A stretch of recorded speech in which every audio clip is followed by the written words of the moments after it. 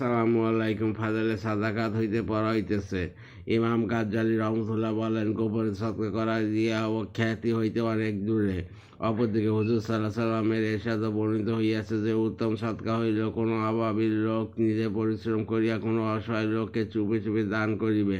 যে ব্যক্তি নিজের সৎকার সম্পর্কে আলোচনা করিয়া বেড়ায়, সে নিজে সুখ্যাতি চায়, আর যে লোক সমাবেশে দান করে সে রিয়াকার।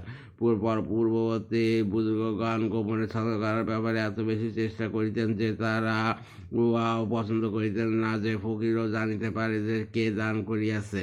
এই জন্য কোনো কোনো বুজুর্গ তো তালাশ করিয়া অন্ধ ফকিরদেরকে দান করিতেন, আর কোনো কোনো বুজুর্গ ঘুমন্ত ফকিরদেরকে পকেটে রাখিয়া দিতেন, এবং কোনো কোনো বুজুর্গ অপরের মাধ্যমে দান করিতেন, যাতে ফকির বুঝতে না পারে এবং সে লজ্জিত না হয়।